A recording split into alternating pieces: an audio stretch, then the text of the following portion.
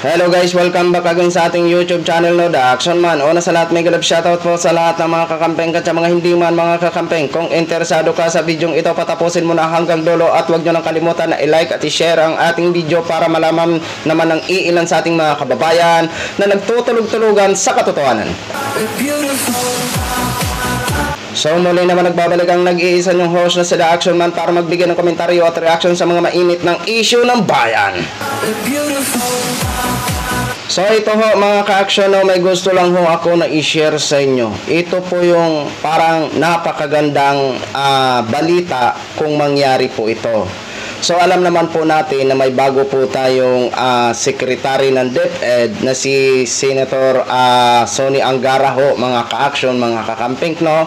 At alam po natin na maraming problema na kakaharapin o kinakaharap ni Angara sa DepEd, di ba? Kasi alam naman po natin nung iniwan niya ni Vice, marami ho talagang dapat ayusin na mga gusot-gusot. Kumbaga, ang daming problema na iniwan ni Vice President dito kay Sonny Angara ho, mga ka-aksyon, mga kakampeng, no? At sana nga po sa pamamagitan ni Angara is masusolusyonan ang nasabing problema na iniwan sa kanya ni Sara Duterte ho, mga ka-aksyon. At sana maimbestigahan ang nasabing 125 million. So ito po mga ka-aksyon, sa isang speech ni Attorney Leni Robredo ay marami na ang nakipag-collaborate dito sa Angat Buhay program ni Attorney Leni Robredo. Kasi may ano po siya, may programa po siyang Brigada Eskwela. So marami na po na mga bayan-bayan ang nakipag-collaborate dito sa Angat Buhay program. At eto nga po is handa na o usap o nag-usap na si Attorney Leni Robredo kay DepEd Secretary Sonny Angara para makipag-collaborate, no? So napakaganda po ito mga ka-aksyon, no?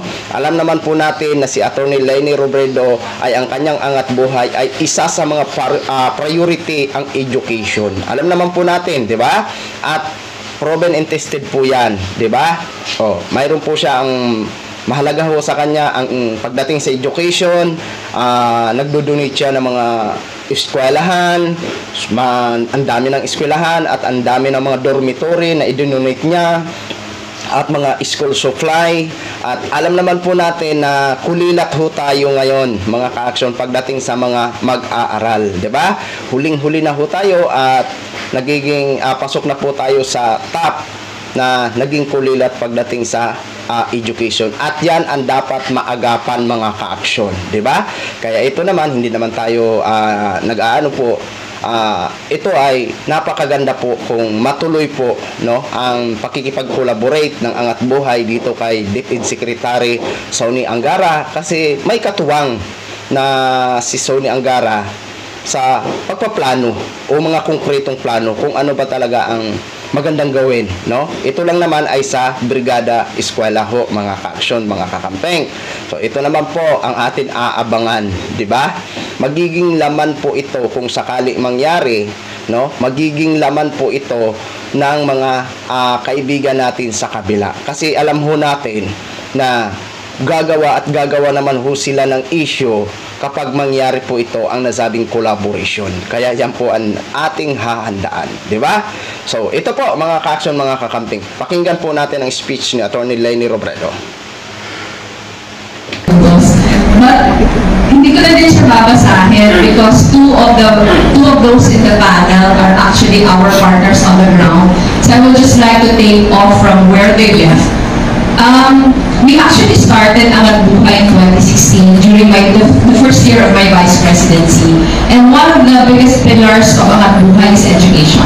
Pero dati, in 2016, we were just building classrooms, building in-campus dormitories in public high schools and state colleges. Sa mga lugar na access to education is very difficult.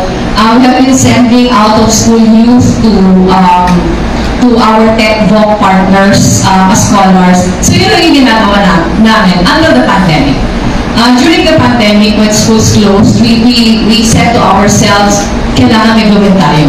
So that was when we decided to open community learning hubs kasama ko si Rafi Magno, who is the Executive Director of Angat Buhay here. So yung community learning hubs were able to open 129 all over the country. One of the first community learning hubs that we opened was sa Taytay. Barangay Kagawan pa lang noon si Councilor Tobin sa barangay nila. Kanina tinatanong sila ano yung core memory sa paggawa ng brigada pagbasa. Ako meron akong isang core memory, Councilor Tobin. Pandemic, nandun ako sa kanila sa Taytay, bumisita ako, inaayos namin yung community learning hub. Pag uwi ko sa bahay paggabi, tumawag si Councilor Tobin. Sabi niya, I tested positive. And I was with him the entire day. Yun yung aking core memory ko sa Taytay. But anyway, the purpose of the community learning hubs was just to provide a sanctuary where students who needed help with their modules can go. We had trained tutors, yung mga tutors namin, community volunteers. Naglagay kami ng classrooms, naglagay kami ng wifi, naglagay kami ng mga education materials, and it went on until schools opened. So when schools opened already, parang pakiramdam namin na outlive niya na yung need niya. Pero marami pa rin community learning hubs who decided to stay on. Because they said that maraming mga bata sa community ang nasanay lang pumupunta doon, and marami din ibang bata who needed help, who wanted to go. Pero napansin namin, kulang pala yung community learning hubs. Kasi gaya na sabi ni Ma'am Amy, ang problema sa community learning hubs, dahil volunteer siya, pag may ginagawa na yung volunteers, nawawalan kami ng tutors. So dahil nawawalan ng tutors, halimbawa sa Naga, because DepEd Naga, Sexani DepEd Naga dapat awardan sila. Sobrang grabe lang, extra work talaga na ginagawa nila for their reading program. Dati si Sir Manny Guzman, ngayon yung SDS nila si Ma'am Susan Callantes. They have all been very helpful, and they even assigned Ma'am Ami Silerio to take charge of the program. So, tinignan namin, we wanted the program to be more intensive, and that was why some of the community learning hubs, parang nag-transform siya into Bayan Ko Teacher Ko programs. Yung Bayan Ko Teacher Ko programs, hindi na lang in a way, hindi na lang voluntary yung pumupunta doon. Kasi yung community learning hubs, yung gusto lang pumupunta. Pero yung Bayan Ko Teacher Ko program, it's actually a partnership with the local DepEd. And yung mga teachers ng DepEd, sila yung nagre-recommend ng mga students who needed remediation programs. These are the students who are slow learners. So the first batch of Bayan Ko Teacher Ko program was piloted in Naga, 6 public elementary schools.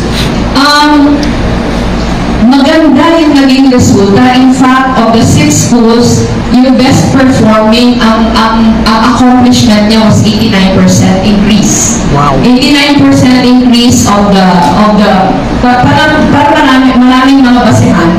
Napakaganda. Pero yung average dun sa 6 schools, 42% lang. So, tinitingnan namin, bakit ang average na 42% lang, pero 89% dun sa isang school. Merong isang school na nahila pababa yung lahat na schools. And when we dig deeper, ang dahilan nun, yung eskwelahan kasi yun, katabi ng basurahan namin, yung tambakan ng basura, and most of the students there were stunted. So kahit pareho yung training ng tutors, pareho yung materials, pareho yung modules, talagang yung accomplishment was only so much.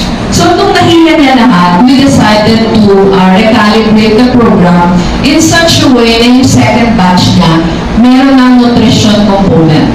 So nag-feeding na kami sa programs, nihirapan lang kami kasi that was also the time that I ended my term as Vice President. We were functioning as a non-government organization, so talagang wala kami kapera-pera.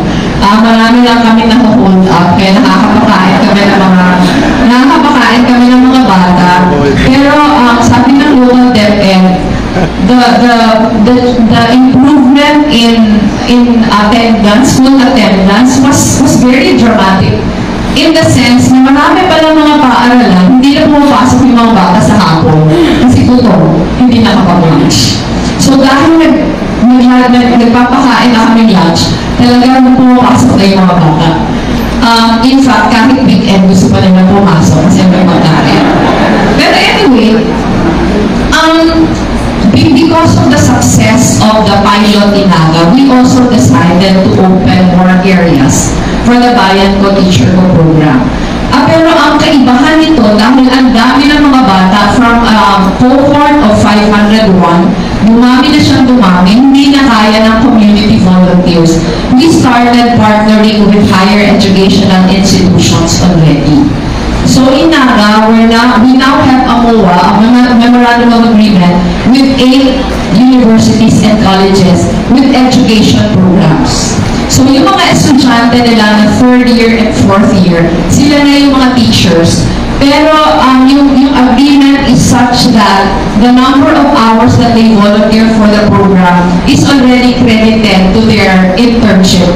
The internship required for the course. So talaga yung sustainability nandyan. And not only that, hindi lang yung College of Education department ng eskwelahan yung kasama, pati yung Ateneo de Naga, we're also partnering with the College of Psychology of the Ateneo de Naga kasi there is parent training also. Yung parent training, not just for value formation, pero we train the parents para pagbalik sa bahay ng mga bata na continue nila yung pagtuturo. So now in Naga, we have 8 partner institutions already. Pero ito lahat naka-umbrella sa partners ng Angat Buhay on the national level. I was telling Secretary Sonny earlier that we have been blessed with our partnership with the teachers of the UP College of Education who have been preparing our modules, who have been doing the pre-test and the post-test. In fact, yung team nila pumunta sa Naga for a trainers training para for the 3rd batch of Bayan Ko Teacher Ko program. And because the model has been working, we have started Bayan Ko Teacher Ko in some other areas in the country. In Taytay, we just opened our partnership with Siena College of Taytay. So yung Siena College, sila na yung magbabayan ko Teacher Ko program partner in Taytay. We partnered with Mr. Ramon de Rosario de La Salle University, De La Salle Sobel. And ang partner naman namin de La Salle Sobel sa Muntinlupa. And I was just looking at the accomplishments of the pilot in Muntinlupa. Very impressive, almost 80% improvements. We're also partnering with Pasig, with Mayor Vico Soto, and we're set to open more areas in Jensen, we partner with Joey Calixto Isidro, De La Salle, Dasmariñas, in Bulacan, in Iloilo, nasabi ko na General Santos, Pangasinan, marami pang iba, Albay, I think. So, we are very, very excited to work with everyone kung meron po dito mga areas who want to partner with us as long as there is a higher educational institution who is willing to enter into a memorandum of agreement with Angat Buhay. We can show you You're meant to be here, Bro Joey, para sa iyo yung message ni BP. It can be done. And siguro ito na yung nagsasabuhay na it takes a village to raise a child. Na yung edukasyon ng kabataan, hindi lang responsibilidad ng mga paaralan, pero responsibilidad ng buong komunidad. Maraming salamat. So yun lang ho mga ka-action, mga ka-camping, no? Ayan, napakinggan na po natin ang napakagandang mga plano at mga achievement ni Attorney Leni Robredo. Diba? Perfect. At alam po natin na makakatulong ho talaga si Attorney Leni Robredo dito sa problema ng DepEd, diba? Hindi makakatulong regarding sa financial, ha? Makakatulong siya kung paano planuhin para maibsan itong pagiging kulilat ng ating mga mag-aaral. Sa pamamagitan na niyan, yung Brigada Eskwela, pagbasa, di ba? Napakaganda po yan mga ka-aksyon. At sana, matuloy ang nasabing collaboration na yan mga ka-action. At yan ang hinihintay natin dahil yan ay napakaganda ho talaga mga ka-action, di ba? So, alam naman po natin na karamihan sa atin is may mga anak, di ba? Kaya masaya ho tayo kapag mangyari po ito, okay? So, yun lang ho mga ka-action. Gin-share ko lang ho sa inyo. Maraming salamat po sa ating mga viewers Luzon, Visayas at Mindanao all over the world. Ako po ang inyong lingkod, si The Action Man. Have a good day, everyone. Beautiful.